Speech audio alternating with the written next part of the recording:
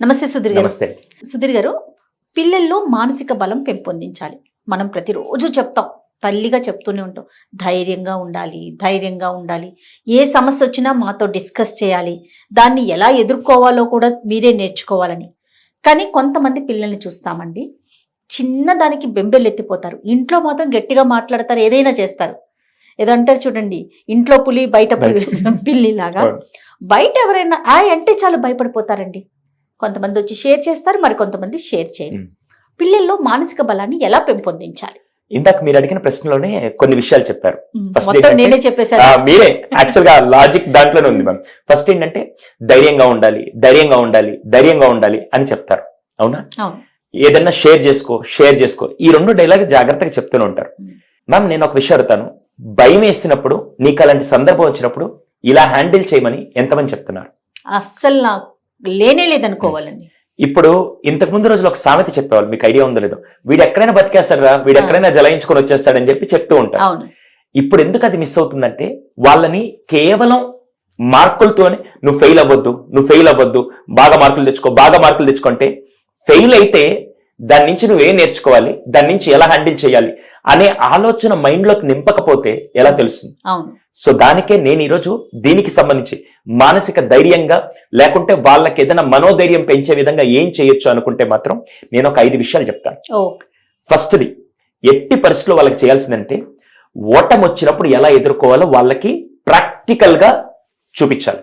ఏదన్నా for example వాళ్ళు ఒక సబ్జెక్ట్ లో మార్కులు తక్కువ వచ్చాయంటే, ఇట్స్ ఓకే, ఇప్పుడు దీని నుంచి ఏం నేర్చుకుంటాం, ఎందుకు తక్కువ వచ్చింది అనుకుంటున్నావు, దీన్ని ఎలా హ్యాండిల్ చేస్తావు, నువ్వైతే దీని నుంచి ఎలా బయటకు వస్తావు అని మనం చెప్పాలి తప్ప, మార్కులు తక్కువ వచ్చాయా ప్రతిసారి ఇంతే, నువ్వు ఇంకా అనగానే వీడికి ఎక్కడ లేని బాధలో, టెన్షన్ లో ఇంకా నా వల్ల కాదేమో అని నెగిటివ్కి వెళ్ళిపోయే వాళ్ళు కొంతమంది ఉంటారు, తీసుకొని ముందుకెళ్లే వాళ్ళు ఉంటారు. ఫస్ట్ మీరు చేయాల్సింది ఏంటంటే, వాళ్ళని రియల్ టైమ్ సిచ్యువేషన్స్ లో వచ్చినప్పుడు, దీని గురించి బిల్ గేట్స్ గారు వాళ్ళ ఇంటర్వ్యూలో రాస్తూ ఒకటి చెప్పింది ఏంటంటే, నేను ఈరోజు ఈ స్థాయిలో ఉండడానికి కారణం మా అమ్మ నాన్న అన్నారు.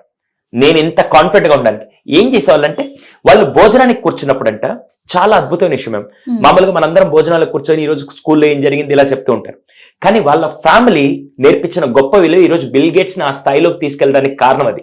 ఏం చేశారంటే, డిన్నర్ కూర్చున్నప్పుడు ఫస్ట్ తండ్రి వచ్చి, ఈ రోజు నాకు ఆఫీస్ లో ఈ ప్రాబ్లం వచ్చింది, ఎలా చేయాలని ఆలోచిస్తూ ఉన్నప్పుడు కూర్చోగానే దీని సొల్యూషన్ ఇలా వచ్చింది, ఒకవేళ ఈ ప్రాబ్లం మీకు వస్తే మీరు ఎలా హ్యాండిల్ చేస్తారని ఆయన ఆఫీస్ లో జరిగిన సమస్యల్ని తీసుకొని వచ్చి పిల్లలతో, ఈ ప్రాబ్లం మీరు వస్తే ఎలా హ్యాండిల్ చేస్తారు అని చెప్తున్నప్పుడు, ఈయన వయసు 8, 9, 10 సంవత్సరాలు ఉండే టైంలో 30-40 ఏళ్ల వయసులో ఏ ప్రాబ్లం వస్తుందో దాన్ని ఆలోచించి అలా చూస్తూ ఉంటే, ఈయన చూసే దృష్టికోణం మారిపోయి సమస్యని ఎలా పరిష్కరించాలి, సమస్య వస్తూ ఉంటుంది, లైఫ్ లో ప్రాబ్లమ్స్ ఖచ్చితంగా వస్తాయి, దాన్ని ఎలా హ్యాండిల్ చేయాలో 9వ ఏట వాళ్ళ నాన్న నింపిన ఆలోచన విధానంతో అప్పటి నుంచి తర్వాత ఆయన చదువు పూర్తి చేసి ఉద్యోగానికి వెళ్ళినప్పుడు ఈ ప్రాబ్లమ్స్ అన్ని ఆల్రెడీ చిన్నప్పటి నుంచే వింటూ ఎలా సాల్వ్ చేయాలో అన్ని ఆలోచనలు పడ్డ తర్వాత ఆయన ప్రతి ప్రాబ్లం ఈజీగా హ్యాండిల్ చేసుకుంటూ వెళ్ళాడు.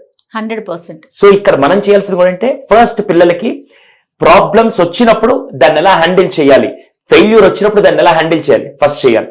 ఇది ఫస్ట్ చేయాల్సిన పని. సెకండ్ మోస్ట్ ఇంపార్టెంట్, నీకు ఏదైనా బాధ కలిగితే వచ్చి చెప్పు నాన్న. వాడు ఏదన్నా కొద్దిగా వచ్చి, ఈ రోజు నాకు ఎందుకో మూడబ్బ అనుకున్నా, నువ్వు ఏదో ఒకటి చేసే ఇలా డల్ గా ఉంటావు, ప్రతిసారి ఆ మొహం చూడు ఎప్పుడు ఇలాగే పెట్టుకుంటా అనగానే ఇంకోసారి వీళ్ళకి చెప్పడం కంటే కామ్గా ఉండడం మేలురా బాబు అని ఫస్ట్ ఎక్స్ప్రెస్ చేయమని చెప్పడం వేరు.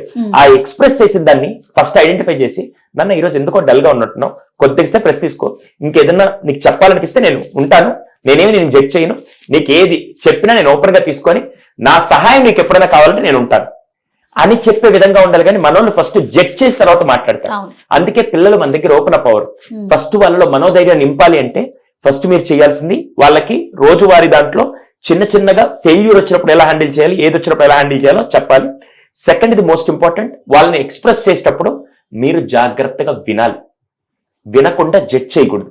మనోళ్ళు ఏం చేస్తారంటే కొద్దిగా వినంగానే, ఇది చాలా మందికి ఉండే జబ్బు ఏంటంటే మ్యామ్, మీరు ఒక సమస్యతో వచ్చి నా దగ్గరికి రాగానే మీరు హాఫ్ సమస్య చెప్పంగానే, హాఫ్ ప్రాబ్లమ్స్ నాకు సొల్యూషన్ వచ్చేసింది ఇప్పుడు నేను చెప్పారా అని వీళ్ళు చెప్పడానికి రెడీగా ఉంటారు తప్ప వినడానికి రెడీగా ఉంటారు.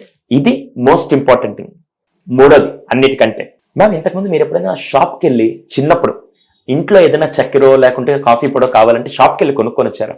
కొనుక్కొచ్చానండి. Very good. ఇప్పుడు వాళ్ళందరూ అసలు షాప్ అనేది తెలియదేమో బహుశా వాళ్ళకి. ఏమన్నా అడిగితే ఆన్లైన్ అని చెప్పి. అంతే. మ్యామ్, ఇంతకు ముందు రోజుల్లో మీకు ఏదైనా రోడ్డు మీద వెళ్ళేటప్పుడు దారి తెలియకపోతే ఎవరిని అడిగేవాళ్ళు? పక్కనున్న వాళ్ళని, రోడ్డు మీద నడుచుకుంటూ వెళ్ళే వాళ్ళని అడిగేవాళ్ళమండి. అప్పుడు ఏమయ్యేది? కమ్యూనికేషన్ పెరిగేది, ఇవన్నీ వచ్చేవి కదా. ఇప్పుడు వీళ్ళని ఏం చేస్తున్నా అంటే మనం ఇప్పటికీ అదే చేస్తాం. 200% ఇప్పటికీ కూడా ఎక్కడికన్నా వెళ్ళినప్పుడు అడ్రస్ తెలియకపోతే తాతానో బాబాయనో అన్ననో వయసును బట్టి అడుగుతాం. ఇప్పుడు దానివల్ల ఏమవుతుందంటే ఈజీగా కమ్యూనికేట్ చేయగలిగి ఆయన ఎలా ఆన్సర్ చేస్తున్నాడు, నేను ఎలా అడగాలని ఎక్స్ప్రెసివ్ నేచర్ వచ్చినప్పుడు వాళ్ళలో కాన్ఫిడెన్స్ పెరుగుతుంది. ఈ ఎక్స్ప్రెసివ్ నేచర్ ఇప్పుడు ఏమవుతుందంటే నేను ఒక్కడిని, నేను ఉంటాను, నాకేం అవసరం లేదని ఆ లోన్లీనెస్ లో వాళ్ళ మనోధైర్యం కూడా తగ్గిపోతుంది. సో ఫస్ట్ వీళ్ళని ఏం చేయాలంటే చిన్న చిన్నగా ఎక్స్ప్రెసివ్ నేచర్ లోకి తీసుకెళ్లి చేసే విధంగా యాక్టివిటీస్, మీరు కూరగాయలు కొనేటప్పుడు కానీ కేవలం అన్నిసార్లు వెళ్ళి ఆన్లైన్ లోనో లేకుంటే సూపర్ మార్కెట్ లోనో ఇలాంటి విషయాలని కాకుండా మీరు అప్పుడప్పుడు రైతు బజార్కి వెళ్ళి వాళ్ళని ఎక్స్పోజ్ చేసే విధంగా చేస్తూ ఉంటే వాళ్ళు ఓహో ఇలా ఉంటుందా ఇలా ఉంటుందా. కావాలంటే ఇప్పుడు నేను ఒక విషయం చెప్తాను. ఒక 4th క్లాస్ కిడ్ని తీసుకెళ్లి నేరుగా రైతు బజార్ తీసుకెళ్లి 4 వారాలు తీసుకెళ్ళండి.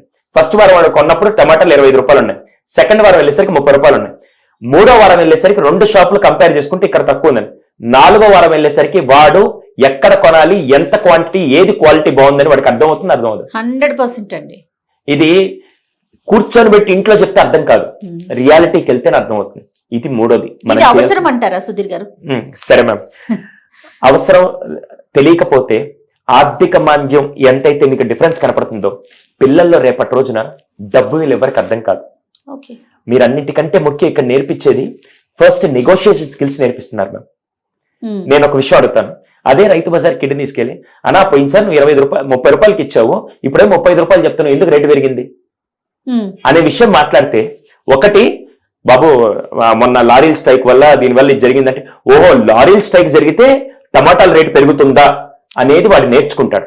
రెండోది, అన్నా నువ్వు గనక 30 రూపాయలకి ఇస్తే తీసుకుంటా, లేకుంటే నేను పక్కెళ్ళి 25 రూపాయలు తీసుకుంటా, లేకుంటే అక్కడ 30కి ఇస్తున్నానంటే వద్దులే తమ్ముడు తీసుకో అని అంటాడు. అంటే ఇక్కడ ఏం చేశాడు, నెగోషియేషన్ స్కిల్ కూడా నేర్చుకున్నాడు. ఇది ఏ సిలబస్ లో ఏ పుస్తకాలు నేర్పిస్తారు మనందరం అక్కడి నుంచి నేర్చుకొని వచ్చాం కాబట్టి ఈ రోజు ఇలా ఉన్నాం. రైట్. సో ఇది 3rd వన్. 4thది అన్నిటికంటే ముఖ్యం ఏంటంటే వాళ్ళ ఎమోషన్స్ ని మీరు ఐడెంటిఫై చేయాలి. మామూలుగా స్కూల్ నుంచి రాగానే ఫస్ట్ ఏమైంది ఏంటి అని కాకుండా ఒక్క నిమిషం వాడు వచ్చాక, మామూలుగా చాలా మంది మేము సైకాలజిస్ట్ అనగానే సార్ మేమేమనుకుంటాం మా ఫేస్ చూసి చెప్పండి. యాక్చువల్గా చెప్పాలంటే పిల్లల ఫేస్ చూసి, హస్బెండ్ ఫేస్ చూసి, వైఫ్ ఫేస్ చూసి వాళ్ళ మైండ్ సెట్ తగ్గట్టుగా వాళ్ళు ఏ ఎమోషన్లో ఉన్నారో మనం చెప్పగలుగుతాం. ఇది మనందరికి ఉండే థింగే.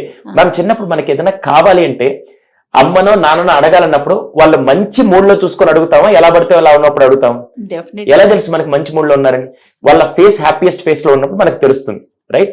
ఇక్కడ కూడా మనం చేయాల్సిన పని అదే, వాళ్ళ ఎక్స్ప్రెషన్ అంటే వాళ్ళ ఎమోషన్ ఎలా ఉంది, ఎలా వెంటౌట్ చేస్తున్నారు, ఆ టైంలో ఎలా ఉన్నారు, ఫస్ట్ వాళ్ళ ఎమోషన్స్ ఐడెంటిఫై చేస్తుంటే పిల్లలు ఈజీగా మనకు కనెక్ట్ అవుతారు. అప్పుడు వాళ్ళకు కూడా తెలుస్తుంది, ఓహో నేను అప్పుడప్పుడు కోపంలో ఉన్నప్పుడు ఇలా రియాక్ట్ అవుతుంటే ఇది జరగకుండా ఉంటే బాగుంటుందని. ఇలా చేయడం వల్ల వాళ్ళ ఆత్మస్థైర్యం పెరిగి అది వాళ్ళ మనోబలాన్ని పెంచుతుంది. అన్నిటికంటే లాస్ట్ ముఖ్యం ఇది. ఈ రోజుల్లో మనం ఏది విలువలు తెలియకుండా ఇచ్చేస్తూ మనం చేస్తూ ఉంటాం కదా.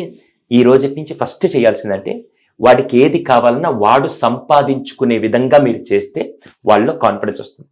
అలానే నేను ఇప్పుడు కూలి పనులు పంపించమనో లేకుంటే వెళ్ళి పనులు చేసుకోమని చెప్పట్లేదు. ఏ వస్తువు అడిగినా ఇన్స్టెంట్ గా ఇవ్వకుండా డిలే గ్రాటిఫికేషన్ చేస్తూ, అంటే ఇప్పుడు ఫర్ ఎగ్జాంపుల్ ఈ మధ్య పేరెంట్స్ ఏమయ్యారంటే, మ్యామ్ మీరు చిన్నప్పుడు సంత అని వినుంటారు, అక్కడికి వెళ్ళి ఒక టాయ్ కొనుక్కుంటే ₹1,000 ఇంకా తర్వాత రాదురా బాబు దాన్ని జాగ్రత్త పెట్టుకొని చేసుకున్నాం. లేదు ఇంకోటి కావాలంటే మనం ఏదైనా మంచి పని చేస్తున్నా లేకుంటే ఏదో ఒకటి మనకు వచ్చేది. ఇప్పుడు వీళ్ళకేంటంటే అడక్క ముందు అన్ని ఇచ్చేస్తున్నప్పుడు ఆ ఈజినెస్ లో నేనేం కష్టపడకపోయినా నాకు వచ్చేస్తుంది, నాకేం చేయకపోయినా నాకు వచ్చేస్తుంది అన్నప్పుడు వీళ్ళు ఎఫర్ట్స్ పెట్టాల్సిన అవసరం లేకుండా సెన్సిటివ్గా వెళ్ళిపోయినప్పుడు ఇది మనల్ని కాన్ఫ్లిక్ట్ చేస్తూ ఉంటుంది. ఇప్పుడు నేను చెప్పినవన్నీ సైకలాజికల్ గా నేను చెప్పాను. ఇప్పుడు ఇన్స్టెంట్ గా ఈ రోజుకి ఈ రోజు ఇది అప్లై చేయగానే మార్పు రాదు. మీరు స్లోగా చేస్తూ ఉంటే వాళ్ళకే తెలియకుండా వాళ్ళలో కాన్ఫిడెన్స్ పెరుగుతుంటుంది. ఇప్పుడు నాకు సైకిల్ కావాలంటే నేను ఒక 6 months కనుక ఎఫర్ట్స్ పెట్టి ఇలా చేసిన తర్వాత అప్పుడు ఇది సంపాదించాలి నేను అని చెప్పే మైండ్ సెట్ డెవలప్ అయితే అప్పుడు వీళ్ళు నెక్స్ట్ లెవెల్ వెళ్తారు మ్యామ్. మానసిక బలం ఆటోమేటిక్ గా పెరిగిపోతుంది. ఖచ్చితంగా మ్యామ్. ఎందుకంటే ఇప్పుడు నాకు సైకిల్ ఇక్కడ విషయాలు టాయ్స్ అని కాదు, కాకుంటే ఇప్పుడు నేను సైకిల్ కొనుక్కోవాలి, దానికోసం ఎంత అవుతుంది, ఒక 3,000 అవుతుందా, 1,500 నేను పెడతాను, 1,500 నువ్వే సంపాదించుకోవాలి. ఈ 1,500 సంపాదించి నీకు 6 months టైం ఇస్తాను. ఈ 6 months లో నువ్వేమేమి యాక్టివిటీస్ చేస్తున్నావు దానికి నేను బదులుగా ఒక 10 రూపీస్ ఇస్తా, నువ్వు సేవ్ చేసుకో, 20 రూపీస్ సేవ్ చేసుకో, ఇలా సేవ్ చేసుకో, నాకు 1500 నువ్వు చేయంటే అప్పుడు వాడికి ఎలా చేయాలి, ఏ స్ట్రాటజీ అప్లై చేయాలి, ఏమేం చేయాలి అనే దాంట్లో ఒక ఇండివిజువాలిటీ నేచర్ డెవలప్ అవుతుంది. ఇది చేస్తే వాళ్ళలో రేపటి రోజున ఏది చేయాలన్నా ఒక ప్రాబ్లం వచ్చినప్పుడు వెంటనే ఆగిపోకుండా దీనికి ఏ మార్గాలు ఉన్నాయని వాళ్ళ మైండ్ సెట్ పెరిగి మనోధైర్యం, మనోబలం అంటే ఇదేనే మేడం, ఇక్కడి నుంచి చేయొచ్చు ఇలాగా. అంటే ఇవన్నీ మనం చేసే పనులే, కానీ ఇవి చేస్తున్నాము, ఇవి చెయ్యాలని ఇంకొంచెం ఫోకస్డ్ గా చేయండి. ఖచ్చితంగా రైట్ అండి. 200%. మరి ఇవన్నీ మనం అంటే తెలిసిన వాళ్ళు ఉంటారు, తెలియని వాళ్ళు ఉంటారు, ఎలా అప్లై చేయాలో కూడా తెలియదు.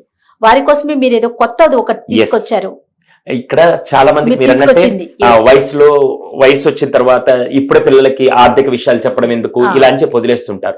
కానీ ఇప్పుడు పిల్లలు చాలా స్మార్ట్, వాళ్ళన్నీ స్మార్ట్ గానే ఈజీగా 10 ఏళ్ల పిల్లాడు ఇంతకు ముందు ఏదైతే నేర్చుకున్నాడో ఇప్పుడు 6 ఏళ్ల పిల్లాడు నేర్చుకునే స్థాయిలో ఉన్నారు. సో దానికి తగ్గట్టుగా పిల్లల వయసుకు తగ్గట్టుగా ఏ విషయాలు వాళ్ళలో మనోధైర్యాన్ని నింపుతూ సమస్య వచ్చినప్పుడు ఆగిపోకుండా, సమస్య వచ్చినప్పుడు ఓడిపోయిన ఆగిపోకుండా ఇలా ముందుకెళ్ళడానికి మేము తీసుకుని వచ్చిందే పేరెంట్ శాల. అందులో పేరెంట్స్ కి ఏ వయసుకి ఏమేమి నేర్పిస్తే రేపటి రోజున జీవితాంతం మీ అబ్బాయిని, మీ పాపని ఎలా చూడాలనుకున్నారో అలా డెవలప్ చేసేది ఈ పేరెంట్ శాల. ఒకవేళ పూర్తి వివరాలు కావాలంటే ఈ స్క్రీన్ మీద నెంబర్ కాల్ చేస్తే ఈ 8 నెలల ప్రోగ్రామ్ ఏదైతే ఉందో ప్రతి పేరెంట్ కి, పిల్లలకి స్కూల్ ఎంత ఇంపార్టెంటో ఈ రోజు పిల్లల డెవలప్మెంట్ కి ఈ ప్రోగ్రామ్ కూడా వాళ్ళకి అంతే. ఇప్పుడే అనబోయానండి, పిల్లలకి స్కూల్ ఉంటుంది, పేరెంట్స్ కి పేరెంట్స్ చాలా బాగుందండి, ఇంట్రెస్టింగ్ అనిపిస్తోంది. బట్ మీరు తీసుకుంటున్న టాపిక్స్ కూడా, అందులో మనం చర్చించబోయే విషయాలు కూడా చాలా అద్భుతంగా అనిపిస్తున్నాయి సుధీర్ జీ. డెఫినెట్ గా ప్రతి ఒక్కరు దీన్ని వినియోగించుకోవాలని కోరుకుంటున్నాను. నమస్తే అండి. నమస్తే.